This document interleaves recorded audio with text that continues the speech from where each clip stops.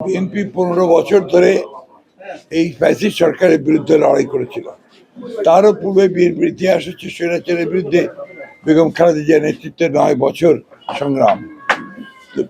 গণতান্ত্রিক অধিকারের জন্য, ভোটের অধিকারের জন্য, মুক্ত একটা সমাজের জন্য বিএনপি সবসময় লড়াই করেছে এবং তারই যে বহিঃপ্রকাশ হচ্ছে জনগণের বিএনপির প্রতি ভালোবাসা, হচ্ছে এই ল্যান্ডস্লাইড ভিক্টরি।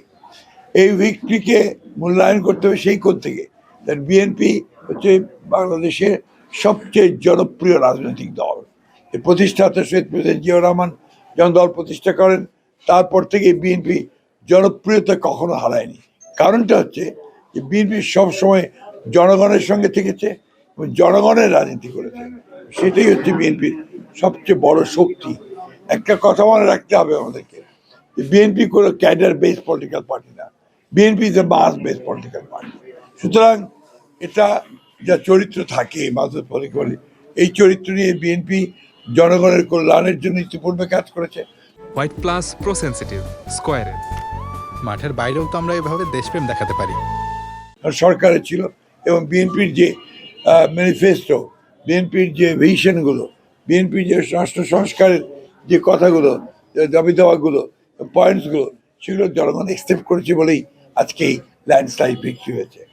আপনার আরেকটা প্রশ্ন ছিল যে জামাতে ইসলামের এই উত্থান, এটাকে আমরা কিভাবে দেখি। এটা আমি বহু আগেই বলেছি যে দীর্ঘ 15 বছর ফ্যাসিস্ট শাসনের ফলে এটা হচ্ছে একটা বিজ্ঞান, আপনাকে পলিটিক্যাল সায়েন্সের একটা অংশ। যখনই গণতন্ত্র চাপা থাকে, তাকে যখন বাঁধ আটকে দেওয়া হয়, তার কণ্ঠরুদ্ধ করা হয়, তখন অন্য উগ্রবাদী শক্তিগুলো মাথা চেহারা দিয়ে উঠতে থাকে এবং সেটাই এই দেশে ঘটেছে। যেখানে আজকে যেটুকু উত্থান হয়েছে জামাত ইসলামের, that is because of Awami League, তাদের যে দমন পীড়নমূলক যে শাসন এবং বিরোধী দলকে ফাংশন করতে না দেওয়া, তাদেরকে ইলেকশন করতে না দেওয়া, যার ফলে আজকে এটা হয়েছে। বাট আমি অত্যন্ত কনফিডেন্ট যে বাংলাদেশের জনগণ ইতিমধ্যে তাদেরকে রিজেক্ট করেছে, বিএনপি 2/3 মেজরিটি পেয়েই গেছে। জনগণ তাদেরকে আবারও সুষ্ঠু, সৎ এবং কল্যাণমূলক রাজনীতির মধ্যে দিয়ে সমস্ত অপপ্রবণতাগুলোকে রুখে দিতে সক্ষম হবে। আমরা সবসময় আমাদের যে কমিটমেন্ট, সেই কমিটমেন্টে আমরা সবসময় অটল থাকি।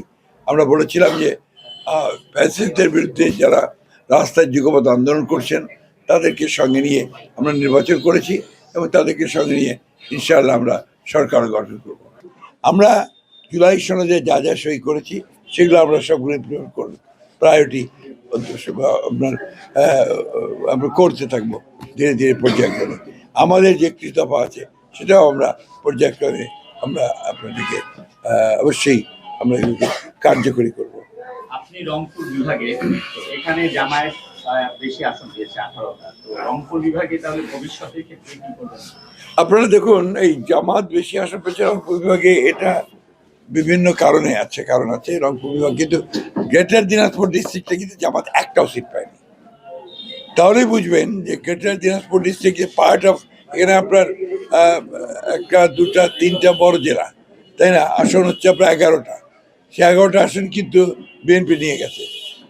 তো আমরা অত্যন্ত আশাবাদী, আমরা সঠিকভাবে যদি আমরা রংপুরের জনগণের সঙ্গে আপনার ইন্টারাক্ট করতে পারি, রাজনৈতিকভাবে যে কাজ করতে পারি, সাংগঠনিকভাবে কাজ করতে পারি, ডেফিনেটলি আমরা এই প্রবণতাকে দূর করতে পারবো। করবে, ভালো কথা।